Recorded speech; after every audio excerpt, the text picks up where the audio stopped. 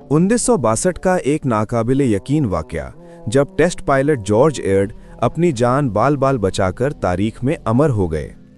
English electric lightning F-1 लड़ाका तैयारा अचानक बेकाबू होकर जमीन की तरफ सीधा झपटा। इसी लम्हे एयर्ड ने अपनी जान बचाने के लिए उस जमाने की अनोखी साइडवे इजेक्शन सीट को फ़आल किया।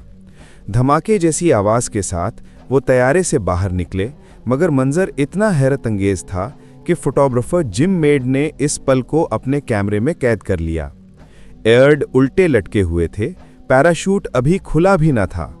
पीछे उनका तैयारा तबाही की तरफ जा रहा था और खेत में ट्रैक्टर चला रहा 15 साला मजदूर लड़का मिक्स्टर बाय चौंक कर पीछे मुड़कर ये ड्रामाई मंजर देख रहा था। एयर्ड जमीन पर गिरते हुए एक शीशे के ग्रीन हाउस की छत तोड़कर अंदर जा पड़े। दोनों टांगें टूट गईं, लेकिन हैरत अंगेज तौर पर छत के स्प्रिंकलर्स के पानी की बौछार ने उन्हें होश में वापस ले आया। वो सेहतयाब हुए और दोबारा उड़ान भरी।